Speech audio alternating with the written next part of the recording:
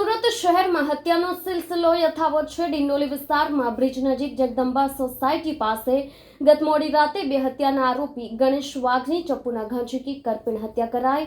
હત્યાને પગલે ડિંડોલી પોલીસનો કાફલો ઘટના સ્થળે દોડી આવી કાર્યવાહી કરી હતી। ડિંડોલી વિસ્તારમાં બે હત્યાના આરોપીની મોડી રાત્રે ચપ્પુના ઘા મારી 3 થી 4 લોકોએ ઘાતકી હત્યા કરી નાખી હતી। ઘટનાની જાણ થતાં ડિંડોલી પોલીસનો કાફલો ઘટના સ્થળે પહોંચી ગયો હતો। પોલીસ સૂત્રો પાસેથી મળતી માહિતી મુજબ શહેરમાં છેલ્લા કેટલાય સમયથી હત્યાનો સિલસિલો યથાવત છે, ત્યારે ડિંડોલીમાં વધુ એક હત્યાનો બનાવ પ્રકાશમાં આવ્યો છે। ડિંડોલી બ્રિજ પાસે જગદંબા સોસાયટી પાસે મોડી રાત્રે 3 થી 4 લોકોએ ગણેશ ઉર્ફે ગણિયા વાઘને ચપ્પુના ઘા ઝીકી રહેસી નાખ્યો હતો। ગણેશે 6 મહિના પહેલા દેવા નામના ઈસમની હત્યા કરી હતી। અગાઉ વર્ષ 2020માં કુખ્યાત બુટલેગર કાલુની ઘાતકી હત્યામાં પણ ગણેશ મુખ્ય આરોપી હતો।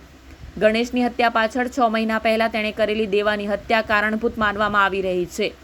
દેવાના ભાઈએ હત્યા કરી હોવાની સૂત્રો પાસેથી માહિતી મળી છે। ઘટનાને લઈને સમગ્ર વિસ્તારમાં ચકચાર મચી જવા પામી હતી। ઘટનાની જાણ થતાં ડિંડોલી પોલીસ અને ઉચ્ચ અધિકારીઓ ઘટના સ્થળે પહોંચી ગયા હતા। પોલીસે મૃતદેહનો પીએમ અર્થે સિવિલ ખાતે મોકલી વધુ કાર્યવાહી હાથ ધરી છે।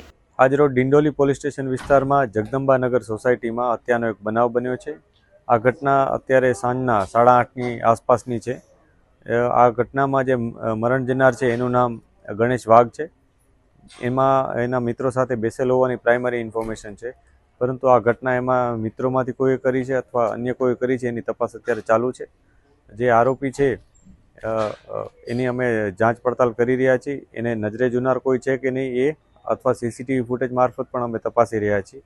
એક આરોપી છે કે કેટલા વધારે છે એ પણ અમે તપાસી રહ્યા છીએ। જે પણ માહિતી મળશે એ મુજબ આગળની કાયદેસરની કાર્યવાહી કરવામાં આવશે।